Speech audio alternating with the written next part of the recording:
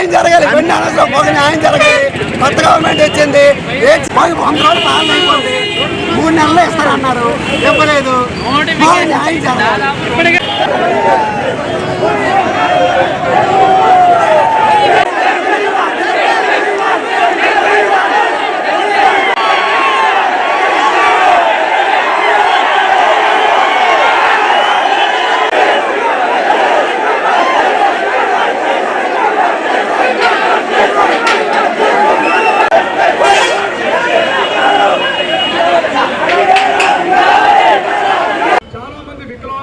మహిళలు, గర్భిణీ స్త్రీలు, వృద్ధులు రిప్రజెంటేషన్ మీ దాంట్లో మీరు నిర్ణయించుకున్న 5 లేదా 8 మంది, ఎప్పుడైనా 2 కూడా చెప్తాం.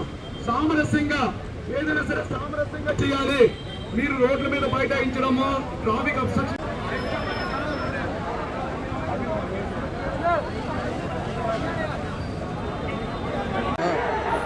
డివైఎఫ్ఐ భారత ప్రజాతంత్ర యువజన సమైక్య రాష్ట్ర కమిటీ ఆధ్వర్యంలో రాష్ట్ర వ్యాప్తంగా కానిస్టేబుల్ పోస్టులు భర్తీ చేయాలని చెప్పి ఆందోళన కార్యక్రమాలు కలెక్టరేట్ల వద్ద నిర్వహించడం జరుగుతుంది.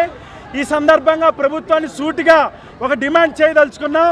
ఏదైతే గత ప్రభుత్వం 6100 పోస్టులకి నోటిఫికేషన్ ఇచ్చిందో రాష్ట్ర వ్యాప్తంగా 95,208 మంది క్వాలిఫై అయ్యారు. వాళ్ళకి ఈవెంట్స్ నిర్వహించాల్సి ఉంది, మెయిన్స్ పరీక్షలు నిర్వహించాల్సి ఉంది.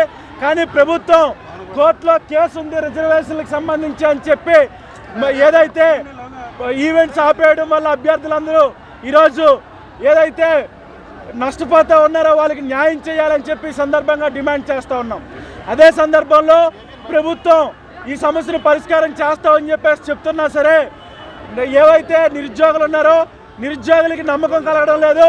వెంటనే రాష్ట్ర ప్రభుత్వం స్పందించాలి, అధికారులు స్పందించాలి, హోంమంత్రి వెంటనే ప్రకటన చేయాలి.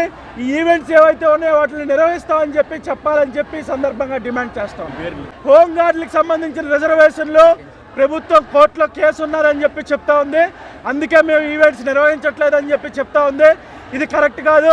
ప్రభుత్వం నుంచి ఏవైతే వకీలు ఉన్నారో వాళ్ళు అటెండ్ అయ్యానా, వాయిదాలకు అటెండ్ అయ్యానా ఈ సమస్యల పరిష్కారం కోసం పనిచేయాలని చెప్పి మేము డిమాండ్ చేస్తూ ఉన్నాం.